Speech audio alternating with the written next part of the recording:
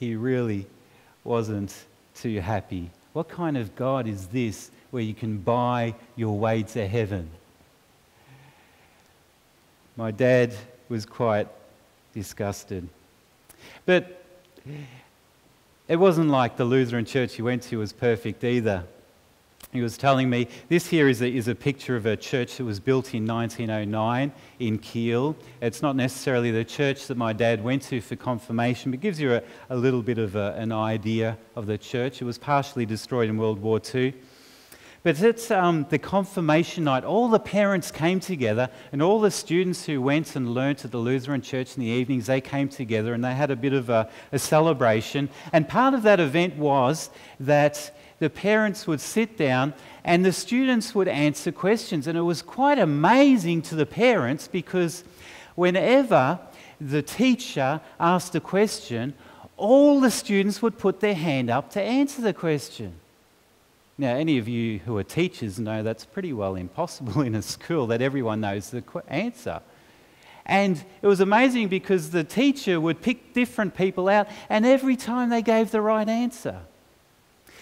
Little, and my dad laughs at this, little did the parents know that before they had that evening, the teacher said to them, I'm going to ask you a question.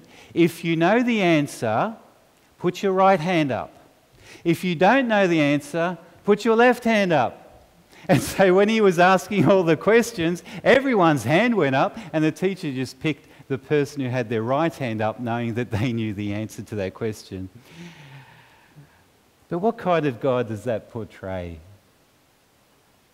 Dad really wasn't interested in God. In fact, he had a challenge to God and he said, God, if you exist, if there is a God, I want to see him. Now, let me put a word of warning in here. Be careful what you ask for. I challenge you though, if you are in doubt, if you're a skeptic, you pray that prayer. You challenge God because God loves challenges. Well, my dad went on with his life. This is a photo of him. He delivered laundry from people's homes to the laundromat. And that's the way he made money. He was a bit of an entrepreneur. He saved up enough money to buy his own bike. And then Dad just loved adventure. He would go up and down Germany on his bike in his teens. And he just loved exploring different things. Later on, he became an apprentice sheet metal worker. And then he joined the National Army, the service, because that's something that they had to do. And it was during that time that he met my mother, my tiny but tough German mother, who I loved so much. But you know, my dad disliked religion so much that he convinced my mum that they weren't going to get married in a church. They went to the registry. My dad didn't want anything to do with religion because in Germany they had a state religion.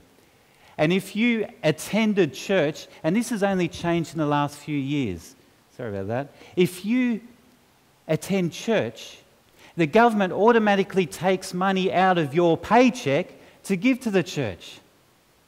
So if you're a church member, it automatically happens. And my dad just didn't like the way religion worked there. So he had to get out of the country, he decided, and my mum, being adventurous as well, they thought, let's immigrate to another country. Well, they had three different options. They could have went to Canada. Now, that's a cold place. Beautiful scenery. They thought about going to South Africa, but they decided to come to Australia, not because they really researched it and found that it was a wonderful place with bouncing kangaroos, but the Australian government was the most efficient government in getting people immigrated. And they said, well, let's go with that one so we can go out as quickly as we could, because my dad was due to go and do some more national service, so he managed to go and get out of it and sail to Australia. Remember, he's German. He knows no English. He's going to a foreign country where he has no relatives. But that's my adventurous dad. This is a photo of my mum on the boat that sailed, I think it was through the Suez Canal, all the way down to Australia. And they arrived first via Perth and then arrived in Melbourne, Victoria in July 1965. And Australia was where Dad was going to put his mark. He was going to build his wealth up. And it wasn't long before they started building their own house. In Germany at that stage it was, and still, very difficult to own your own house. In fact, houses over there parents would buy and their children would still be paying it off. And my dad, when he left Germany, made a bet with his dad, my granddad, saying, I will have a house within 2 years. And he did. He didn't have it paid off, but he had a house. He got the loan, he had the house. And my dad decided that what he wanted to do was keep building, keep buying, and get more and more investment properties. But something happened in the 1970s which shook the world. The oil crisis. In the 1970s, people started realizing that oil mightn't last forever. It changed the world. My dad said to himself, I'm not going to live in the city when things go wrong. Because he had grown up in the war in the city. He didn't want that. He wanted to go to the country. Now here's a shot of myself and my two brothers. I'm the youngest, so I'm the guy in the middle. On our property in central Victoria, my dad bought this beautiful property, 20 acres, for $50 an acre. Who would love to buy that nowadays? And that's where we moved to. And this is where my dad's challenge to God began to get heard. Because right at this stage, my dad, when he came over from Germany, he met a lot of German friends and he stayed in touch in Australia with these German friends. Now, even though my dad wasn't really interested in religion, his German friends sort of were.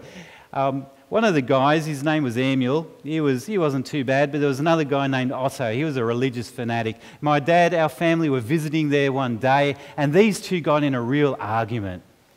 And my dad was thinking, religion, arguing, theology, oh, mates, I want nothing to do with this.